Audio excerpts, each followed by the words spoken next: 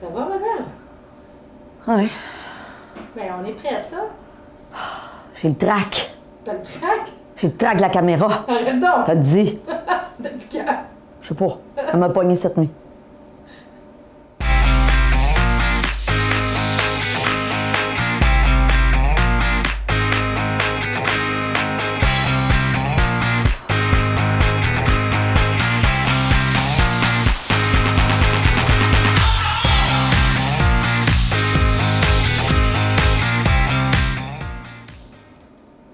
Bonjour et bienvenue à ma Steph TV, votre télé inspirante. J'espère que vous allez bien. Je me présente, je suis Stéphanie Milo et je me suis donné une mission, c'est de vous inspirer. C'est d'inspirer 10 millions de personnes dans la francophonie mondiale.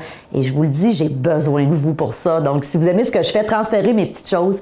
Ceci étant dit, aujourd'hui, je vous donne des trucs pour arrêter d'avoir le trac lorsque vous avez à prendre la parole en public. Et évidemment, je sais pertinemment que peut-être que vous m'écoutez en ce moment puis vous dites, ben moi, c'est rare que j'ai à prendre la parole en public parce que je suis pas dans un milieu professionnel où j'ai à le faire. Mais dites-vous une chose, ça va arriver, c'est sûr, au cours de votre vie. Des fois, c'est dans notre vie personnelle. Des fois, on veut rendre un hommage à quelqu'un de notre famille lors d'un 50e anniversaire ou à la fête de quelqu'un, ou à la première communion de notre enfant, on doit parler en public. Et pour bien des gens, c'est un supplice. Donc, je vous donne des petits trucs aujourd'hui. Puis ces trucs-là sont tirés du livre d'un ami à moi qui s'appelle J.A. Gamache. Puis vous voyez, hein, je l'ai lu. Là, puis je vous fais pas croire là, que il y a des post-it là-dedans. Donc, J.A. a écrit un livre qui s'appelle « Trac pas trac, j'y vais ». 70 trucs pour en finir avec la peur de parler en public. Et un des premiers trucs que J.A. nous donne là-dedans, c'est, puis lui en fait partie de ce club-là, c'est de joindre les clubs Toastmasters. Alors, indépendamment où vous êtes dans la francophonie, ce qu'il faut savoir, Toastmasters, qu'est-ce que c'est? C'est une organisation qui prend place un petit peu partout dans le monde. Il y a des endroits et ce sont des gens qui, à chaque semaine, c'est des petites cellules qui se rencontrent à chaque semaine. Habituellement, il y a 20 à 30 personnes par cellule et les gens, leur objectif, c'est de prendre la parole devant ce groupe-là. Mais ce qui est sécurisant, évidemment, c'est qu'on est tous là pour la même raison. L'idée est justement d'apprendre à parler en public, de savoir que, OK, aujourd'hui, j'ai quelque chose de 5 minutes à faire devant ce groupe-là de 20 personnes, mais on est tous dans la même situation. On vient tous et toutes pour justement développer notre aisance de parler en public. Donc, c'est un endroit qui est hyper sécurisant. Donc, que vous soyez au Québec, que vous soyez du côté de l'Europe, il y en a un petit peu partout. Simplement faire la recherche groupe Toastmaster. Parce qu'un des deuxièmes trucs que J.A. nous partage dans son livre, c'est parler, parler, parler. Évidemment, si ça vous arrive souvent de devoir prendre la parole en public dans le contexte de travail, plus vous allez prendre la parole, plus vous allez développer une aisance. Ceci dit, c'est vrai. Plus vous vous pratiquez. Et évidemment, si vous n'avez pas beaucoup d'occasions, vous pouvez même à la limite vous pratiquez avec des membres de votre famille ou des fois vous donnez des petits défis si vous avez une rencontre avec un groupe d'amis et que déjà de prendre la parole devant ce groupe-là ou de parler de votre position sur un certain sujet qui est peut-être un petit peu plus controversé, si déjà c'est pas dans votre nature, pourquoi est-ce que vous ne donneriez pas cet objectif de dire OK, ce soir, dans mon 5 à 7 avec les amis, je vais justement oser cette fois-là dire le fond de ma pensée, même si je sais que ça peut être contraire à la vie des autres. Donc ça, évidemment, plus on s'habitue à prendre la parole en public, plus on devient meilleur. Moi, je me rappellerai toujours quand j'ai débuté il y a plus de 20 ans dans l'enseignement, la première fois que je me suis retrouvée devant une classe. Honnêtement, là, je m'en allais au travail le matin et je me disais, je peux pas croire là, que je vais avoir à parler 3 heures devant toute une classe de 25 personnes. J'avais un trac fou avant d'entrer en classe. C'est tout à fait normal. Et aujourd'hui, ça m'arrive beaucoup moins souvent. Des fois, dans des très grandes audiences, je vais avoir des petits papillons avant de monter sur scène. Puis c'est humain. Il faut savoir que ça passera peut-être jamais ces petits papillons-là. Et souvent, ces petits papillons-là font en sorte que vous allez performer encore mieux.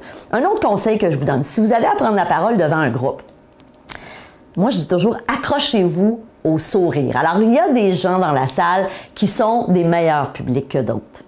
Et l'inverse est aussi vrai. Je vais vous raconter une anecdote après. Moi, à chaque fois, quand j'ai une grande audience, souvent, il va y avoir des lumières, donc on voit très peu les gens loin dans la salle, mais souvent, je vais essayer de repérer dans les premières rangées, OK, j'ai-tu des gens qui vraiment, là, je vois qu'ils trippent sur ma conférence, puis ils rient, puis ils me sourient. Ces gens-là, pour moi, m'aide à m'apaiser, à me sécuriser, à me dire « OK, je suis au bon endroit ».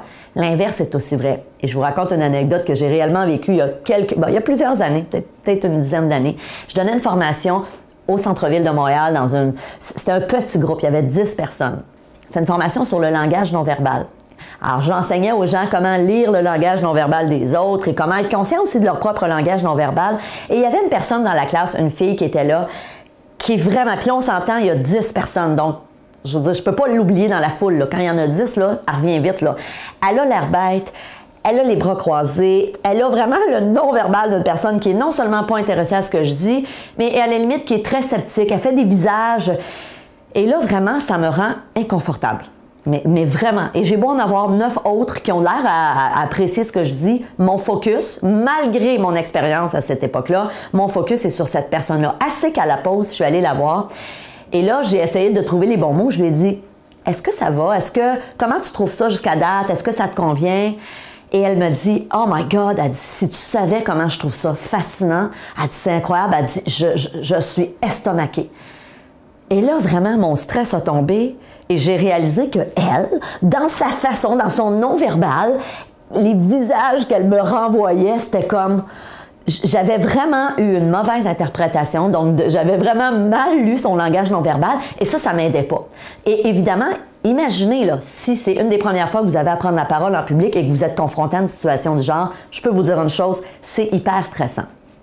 Évidemment, des petits trucs. Avoir une présentation, un support visuel, donc un PowerPoint, vraiment, vraiment important. Pas trop chargé, pas trop de texte, beaucoup d'images dans votre PowerPoint pour illustrer votre propos. Autre truc, ne jamais apprendre vos présentations par cœur. Ça aussi, ça contribue à augmenter drastiquement votre courbe de stress. Je vous donne d'autres trucs du livre de Jia Gamache. Jia, entre autres, dit utiliser la visualisation. Donc, dans les jours qui précèdent la présentation que vous allez faire, visualisez-vous.